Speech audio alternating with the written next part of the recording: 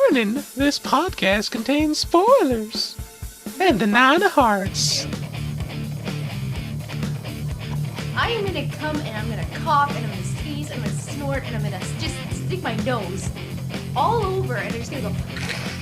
So much for 4 to 6 feet. Yeah, it's not fucking happening now.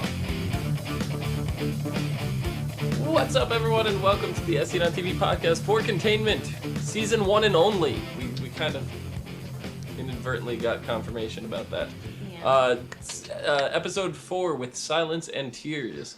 I'm your host, Dom. With me is Nikki and Mike over there. Hi. How's it going? Good. What you all couldn't see is Nikki's angry rant. I'm gonna take my nose, and just like she holds up her pinky. It's like, I'm gonna take my nose, and I'm looking at her pinky like, yeah, totally your nose.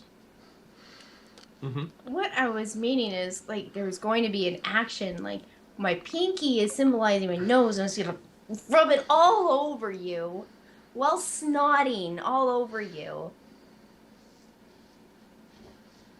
4 to 6 feet, people. 4 to 6 feet. Young blood, 4 to 6 feet. Mm-hmm. Mm-hmm. So what do you guys think of this episode? Things are remaining contained. Yeah, they're doing a pretty good job. Really? Yeah, Yeah. I went there. The puns tonight. I mean, what's his Xander got shot in the rear with a beanbag. Which You shot me! I just love that suspenseful moment. Like, gun goes off, Xander's laying there on the ground. I'm like, whoa. Yeah, but like, I knew it was a beanbag just from the type of gun. I knew it wasn't. I knew it wasn't anything, like lethal because Lex was the one who pulled the trigger. Mm-hmm. Mm-hmm. So it couldn't have been, especially if he has to be the face of the people and the organization and stuff, and the containment, the Cordon. It's just he couldn't have killed someone. The for chicken trying to cordon bleu. The Cordon. What exactly does cordon mean? Got to prop a cordon off. I've always heard it pronounced cordon. And like... Well, it's French, because the dish, chicken cordon bleu, it has to have the same kind of meaning to it. I mean, it's chicken, and you cordon up the blue cheese, I'm guessing is what it means. So you create a nice little fence around the cheese.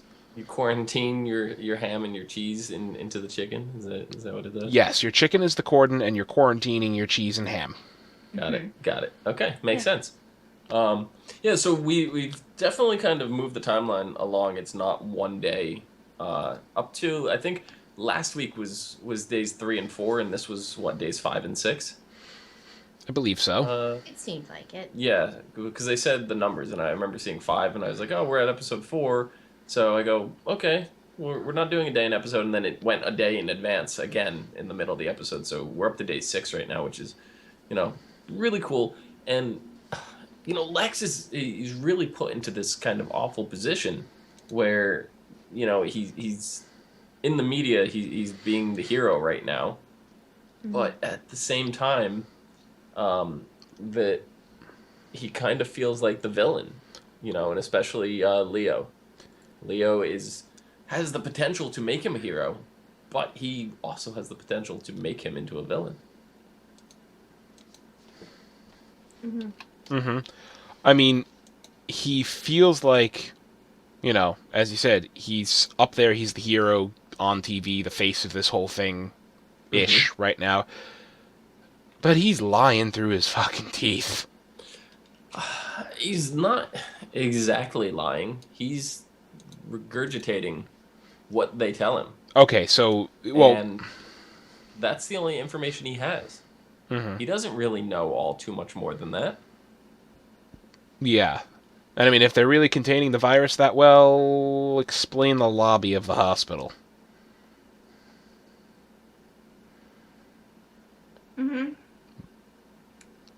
Bodies everywhere. They never said it was contained well. It's contained within the Cordon. True. You know, they've never said, "Oh, it is perfectly handled inside of there." No. Cases are going down. The occurrence of cases is dropping. I doubt that. I really do doubt that. I mean, No, it is because they're running out of people to be infected. So yeah. There is that. eventually, there's not going to be anybody left. Eventually. I know. We saw 13 Days into the Future, and it's a fucking war zone in there. Yeah. Mm-hmm. You know, I'm still. That's where I'm waiting for it to get to. And if they're going an episode or two, a day, and this episode is only going to 12, we're getting there. We're halfway there right now. I have a feeling that, that the like 10, 11, 12, those days leading up to the 13th day are going to be drug out. Like the episodes are going to be like Oh, no, see, or possibly 2. I think episode 10, we're going to be on the 13th day, and then we're going to get some really fucking crazy episodes to finish this thing out. I think it's going to be past the 13th day. Mm-hmm. But that's like the big build-up. That's the moment you're waiting for when you know shit hits the fan. That's not going to be the end. It's not going to end on the 13th day. There's going to be more. So...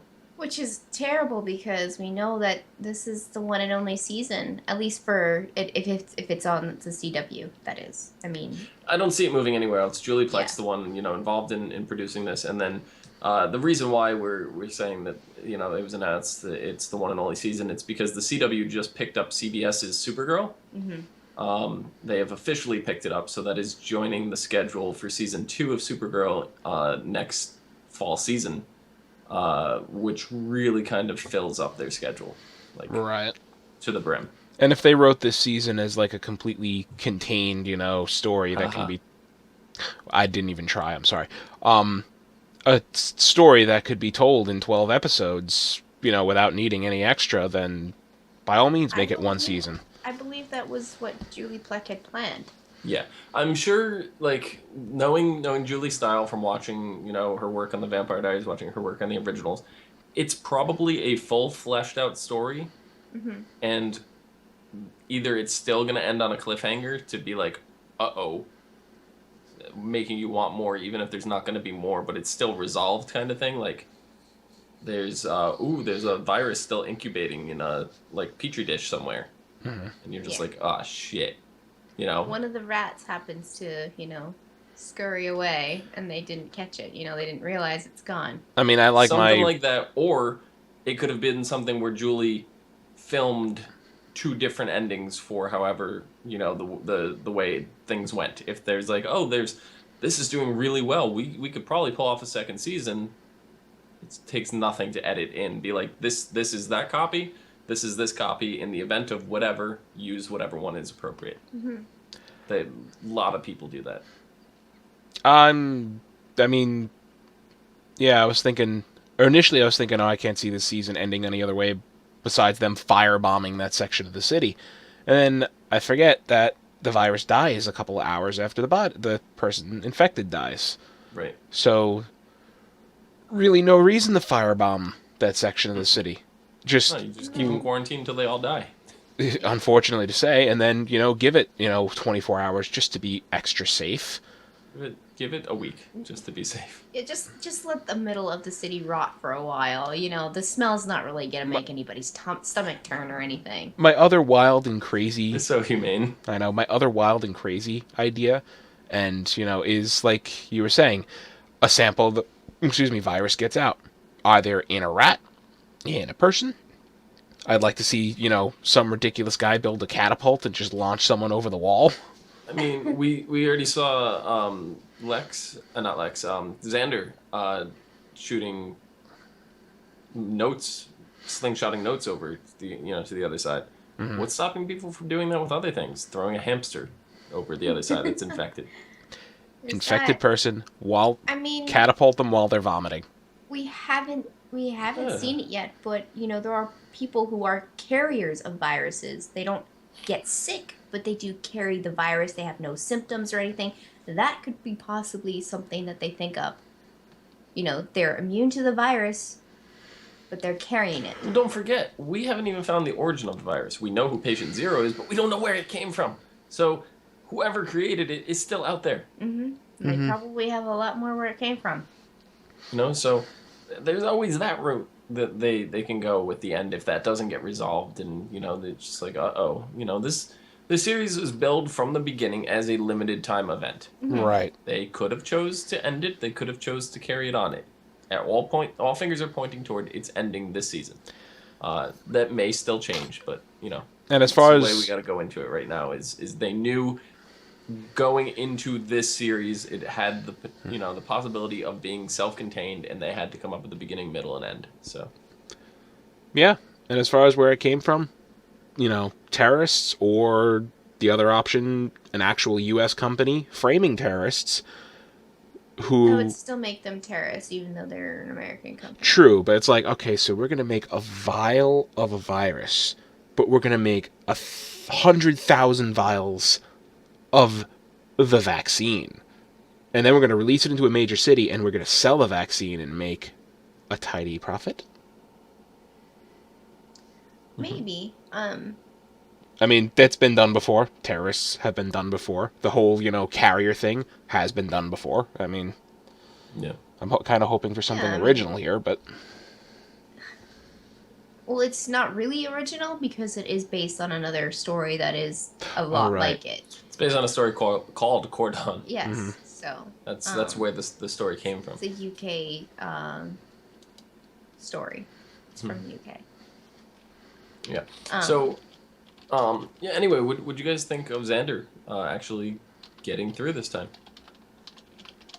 I mean, it's his life, and, he's risking his own hide for whatever. I mean, he sent Leo back the video of his informants on the inside. He went into their home and saw their dead bodies. Like, ew.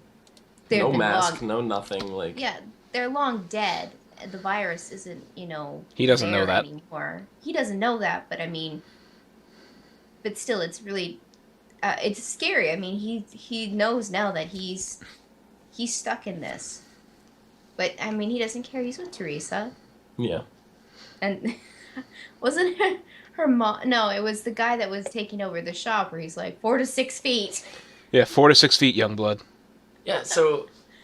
Teresa's talking to her mom, and she's like, I'm not going to be bullied into not opening this store. This store is what got you everything, all your privileges. Yeah, and... This episode just further solidified that her mom is the worst person on the planet. Yeah. She's a terrible person. And she's all like, oh, well, when Xander gets here, I'm moving into Grandma's with him, and she's like, Xander's coming here? Yeah, grow up. It's like, you're delusional. Like... Nope, Xander's gonna be there. Yeah. It's the same way if I told somebody I was getting inside the Cordon, I'm gonna be inside there. So now my question is... Mark my words. So, we could have guessed that the douchebag rednecks were gonna show back up. Yeah. We called that. But now we told her not that she can hear us, but we said that was gonna happen if she opened shop again. Now the question is... Crazy cop friend now. Yeah, now, the other question is, the gang that came and saved them, are they taking over the store for themselves, or are they helping them out because it's a neighborhood store? In their neighborhood. It could be that, they want the store for their own doings. They want to help out because they don't want the violence to spread. Or because she's being such a... I want to say the C word so much right now, but she's being Carpenter? a horrible person. Cadillac. Carpetbagger. That they're, instead of, because the rednecks want to do it for themselves, the gang might want to do it to spread amongst the community. Like Robin Hood. Exactly. Mm-hmm. Yeah. I don't know, I was under the impression that they wanted the store running because they said you can put it back on the shelves where you found it. Yeah. As opposed to put it in our vehicle or, whatever. So, I don't know. I was under that impression. And yet they were like, super strict when it came to Teresa and Xander and her mom. They just didn't... Thank you, Gildarts. That is the word I was looking for. 4 to 6 feet. They were actually, enforcing the rules, and they were being, they had guns to enforce it. Mm-hmm. So...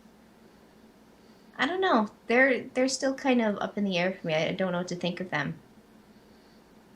Chris Wood is still not wearing a mask. That is No, all. no. I think, you know what? He's gonna be fine. He's gonna be the one that walks out of there, I you hope know. he dies by the end of the season. No, he's not gonna die. He's gonna be the one that carries on the virus, and there's where this magical maybe second season will happen. It's all his fault. Yeah. He also has way too good of an understanding of Monopoly. Mm-hmm. Yeah, he knows the order of the railroads. I don't even know the order of the railroads. That I did know. But as far as what is the order of the railroads? Reading, Pennsylvania, B&O, and Shortline.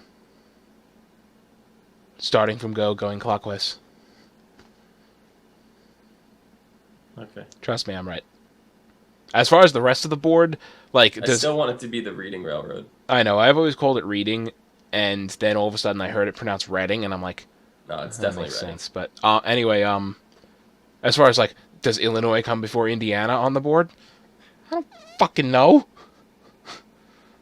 I know if you're driving from east to west, Indiana comes first. What's the order of Boardwalk and Park Place? Park Place comes first, and then Boardwalk. There's luxury tax in between them. I could go in the closet right here and bust out Monopoly and find out, but I'm not going to. There's a Monopoly board within like 10 feet of me in some direction. I just don't know where. If it's in that closet or over there. A little bit more than out of my reach. So. All I know is the last time I played Monopoly, I am pretty sure I got up and walked away because otherwise I would have flipped the table. Well, luckily they're not playing on the table. They are playing on the floor. You can't flip a floor. We you can, but good luck. I can walk around like Godzilla and just smush everything. Yeah, there's that.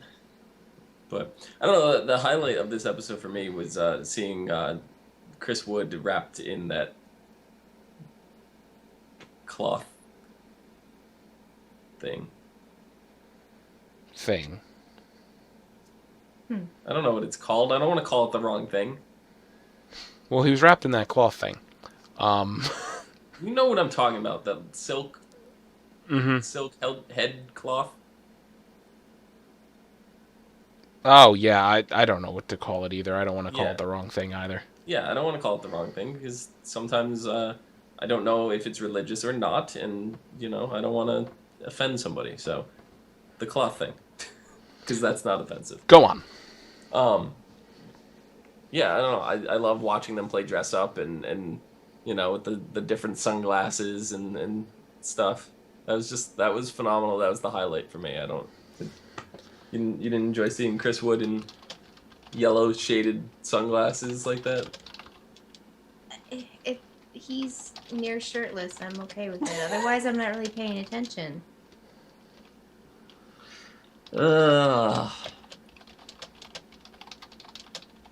We have Brian in chat saying Jake grabs a hat for this kid and doesn't think that it might be contaminated. I have to respond with he's still not wearing a mask. That is very true. That is very true, Brian. I think the big thing is that he's personally been told that the virus does not stay on a living host past 24 hours. And he clearly stated in the old Lost and Found, as in, nobody's touched this thing in a long time. Yeah. So it was hidden away. Yeah, so I think he's kind of safe in that regard. But yeah, that was one of the first things that popped into my head too. That I was just like, this stuff might be. Yeah, I wouldn't trust it. But I mean, if it's not a living host, the virus doesn't last long on it either. So I mean, it's possible that Jake could have grabbed it and then had it off to the side for a while. We don't know the inner mind workings of Jake. He could be really, really daft, or he could be really, really clever. We don't know yet because he's shown signs of all of them. Yeah, that's for sure. Daft. But I don't know. Katie really likes having him around. For help on the board games, for help with her son, just in general, for playing dress up in the hallway with her, just to get her mind off things, and for going to retrieve her medication. Oh yeah, the medication too, and So that medication is, to help her keep stable because she was an addict at one point? I'm thinking it's more. I don't even remember what it was called, and I did want to look it up, but I forgot to. But I'm the way she's talking. I think she's bipolar, or it's a psychiatric disorder. Well, I mean, like, I heard her saying that, like, one of her exes and her were into whatever, and she got clean, but he didn't, and they blamed her for it, and that's the medication she was on. Mm-hmm. So, like, Antidepressant, anti-anxiety meds, yeah. bipolar medication. The list goes on for what she needs to be leveled out for. So, I don't know. From what I'm reading, it's anxiety medication. Okay. there you go. So, yeah. All right. Which Fun stuff. makes sense. It makes sense, yeah. I mean, especially if you were like an addict,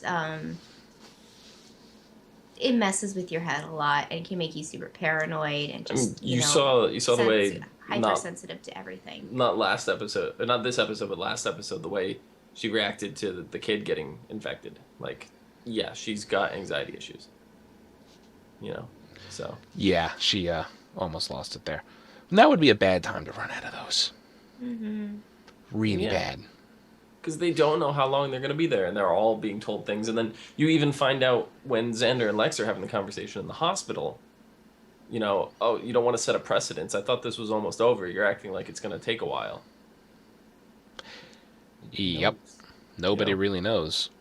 That's the kind of thing that, Xander is misleading. He kind of knows that this isn't exactly over. Mm-hmm. But he can't say that because even though he's lying about it, the worst thing to do is have people lose their hope. Mm-hmm. Yeah. But I mean, if people lose hope, they're going to be trapped inside there. They're going to be like, oh, we're stuck in here for another, 6 weeks, or we're never getting out of here. They're going to rally up and break the fuck out. Mm-hmm. Which seems like it's going to happen anyways. It seems like I mean, we saw the riot, yeah, in episode 1. In the flash forward, yeah. Yeah. So. Mm-hmm. And that's only 13 days, and that's how many days after how many? They said what? They said 4 days, right? Initially, it was 48 hours. Yeah, initially Yes. the Cordon was 2 days. Yeah. So, I mean, people get fed up. Yeah, now it's just on indefinite. They haven't given a time. But as long as people are still showing up infected, that's going to be in effect until it completely stops. Mm-hmm. And we're watching, like you mentioned earlier, Mike, the rats. And if the left one lives longer than the right one, we may be onto something. And the left one dies within like 20 seconds of saying that. Yeah. So. Yep. They're nowhere near finding a cure for this. Mm-mm. Their best bet is honestly to just let everybody die out at this point. Well, and it's terrible to say, but as far as containment of the virus and like overall survival, yeah, it's a terrible thing to say. In the grand scheme of things, 4,000 compared to 7 billion, it's nothing. The 7 billion won't notice 4,000 missing. Yeah, unfortunately to say. Yeah, I don't know. It's rough. Mm-hmm. But I mean, again, virus, 100% fatality rate, and we have a real world virus that's like that. It's called rabies, but we know enough about it not to go spreading it around or to avoid animals that we think may be infected. And not to mention that, the vaccine actually works on you after you've been infected. Yeah. So, there's a lot of reasons why, oh my god, someone's got rabies. Let's cordon off a whole area of the fucking city. Mm-hmm. Mm-hmm. And it's not like humans go around foaming at the mouth wanting to eat people. No, because not all humans. In most, even in underdeveloped countries, but, people know that if they see a rabid-looking animal, stay the fuck away from it. And Sometimes they just want hugs. people who do get bitten, more so in the developed nations, know enough to go seek medical treatment. Mm-hmm. So, Yeah. yeah, that's why you're not going to see people foaming at the mouth. We see at the end of the episode the police flying drones through. Mm-hmm. Right, and they're just kind of scanning the area. Whatever Lex sees, Jana in the window with the "I love you, Lex" poster board sign, cardboard cutout thing, and he just smiles, and it's just like I sat there instead of being like, oh, this is such a touching moment. The first thing that popped into my head was, oh God, people are gonna start flying drones all over the place now. Mm-hmm. Like they cut the internet out to try to keep everything down. Xander's slingshotting videos over the thing that Leo can use to put up on the internet. On top of how long is it going to take him to think to fly a drone in there? Mm-hmm. It's going to happen. You see people with drones all the time in places that they don't need to be, in selfie sticks and all that bullshit. Like they had to start banning selfie sticks in theme parks. I just saw there was a Disney, you can't even walk into Disney World with a selfie stick, even if it's in your backpack. They will tell you, bring it back to your car, bring it back to your hotel. You cannot come in with it. So there was a like a LARP or a Renaissance fair, some kind of big reenactment. Lots of people in costume, and someone was flying a drone over it. A guy in the crowd turns around. He's dressed as a Viking holding 4 spears. He spears the fucking drone out of the sky. Or you see it's just the spear flying at the camera and then just. Yeah. Beautiful. Yeah. No, but drones are becoming another big problem too, and it's not even just for the fact of getting video and stuff like that. They're operating drones to do graffiti, spray painting places that people can't reach otherwise. Like drones are becoming a serious issue, so it's only a matter of time before they start at least just flying the basic camera drones in there to get the media frenzy all fired up again. Drone technology is advanced a lot. You can fly it on your fucking cell phone now. Drones are fairly cheap, but comparatively. Yeah. You mentioned Jana. She got The only smart person inside this Cordon. She got super techie, like and I'll be in the got clean a room. little message out, right? I mean, didn't Yeah. I call that she was gonna pull something like that off? Yeah. You did. It's like, I'll be in the clean room building a phone with that has a signal strong enough to reach outside. It's like, you can do that? Like, we'll find out. Yeah, and I mean, who was that dude she met up on the roof though? He's like it seems like a maintenance worker or something from the whole building. Mm-hmm. Like so her company is stuck to the top floor.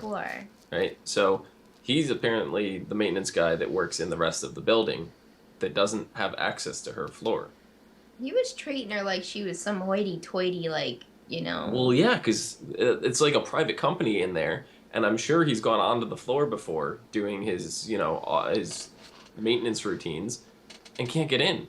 Probably. Because it's all, sectioned off and everything. So he's like, oh, these are all these snooty people that live in here and everything is, can't get in and da-da. So, he's sitting up on the roof because none of the other floors are safe. He doesn't have I don't know if he has keys, anything like that. I'm assuming he doesn't if he's on the roof to, be able to lock the doors or anything because maintenance workers don't necessarily have keys to everything. No. Right? A maintenance worker, a janitor might, but a maintenance worker probably doesn't because that's going to be, they call you in, hey, our office, this needs fixing, and they're there. So they don't have a reason to have keys outside. Right, you're going to... not there during off hours anyway, so they wouldn't have to have a key. Yeah, and if they needed the key, they would be able to acquire it. Right. But, so, yeah. I think that's what he is. I think he's a maintenance worker, and he's up on the roof, and he's like, oh, the tweaker's in the garage, and we see them on the camera, running around, I don't know what the fuck they're doing down there, but, it's kind of scary. It was the guy in the back of the pharmacy delivery truck with a needle still in his arm and pills everywhere. Yeah. Yeah. Not a good time to get high, guy. Sure it is. All right, maybe.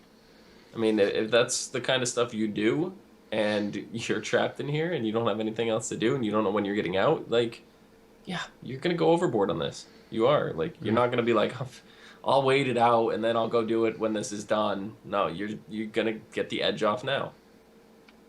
So, go raid the pharmacy truck. Mm-hmm. I don't know.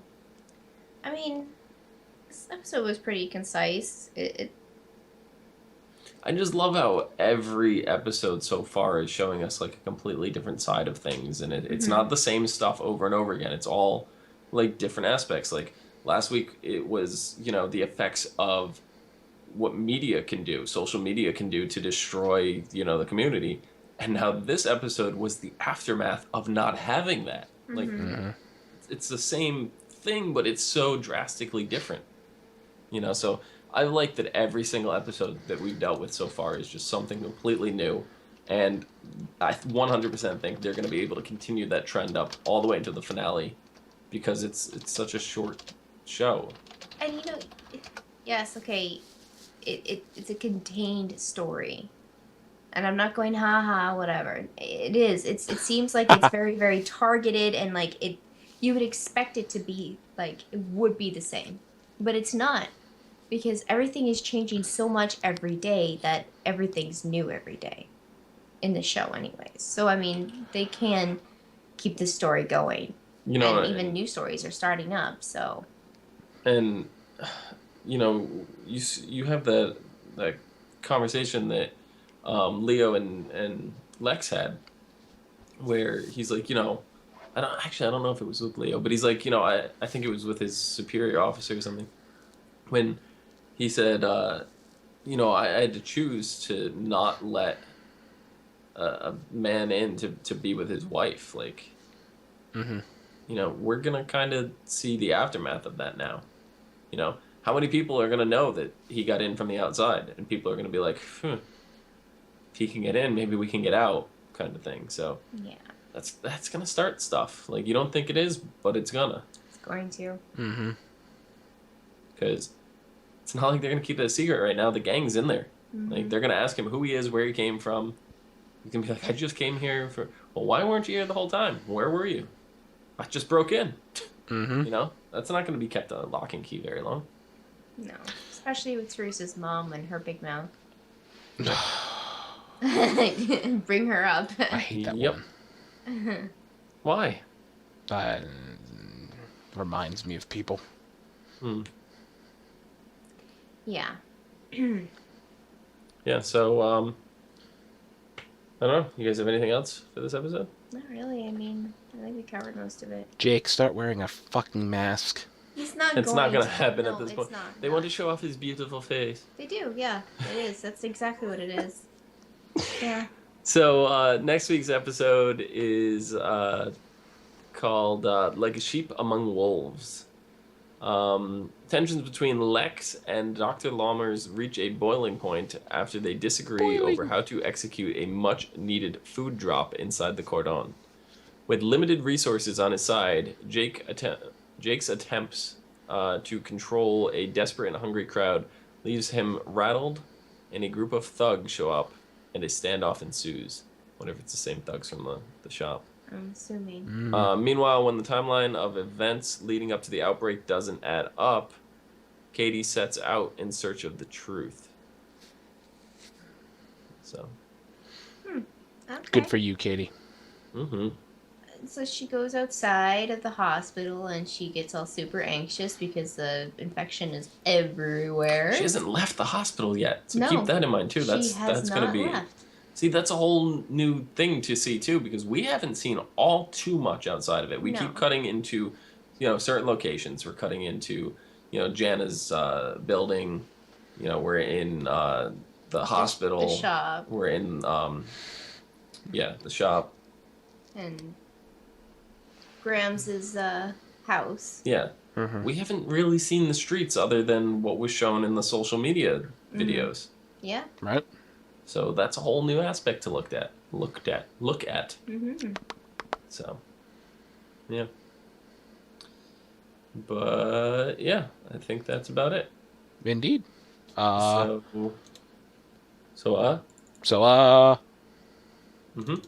Nikki, where can the people find you? You can find me on Twitter at LadyVenom24 or LadyYVENOM24. It's up there. Above my head. Yeah, right there. Yeah. Mike, where can the people find you? You could find me. This isn't working. You can find me here at Philidrin on Twitter. Excellent. can find me down below at Phenomenon, PHENOMEDOM. You can find us all on Facebook, Gmail, G+, Twitter.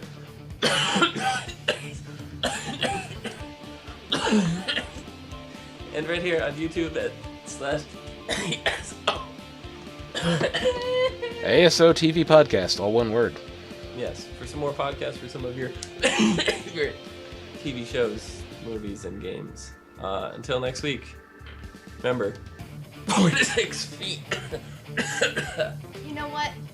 I spent all day in New York City. You think you can cough on me and give me shit? I'm gonna give... Here. Have all the city germs.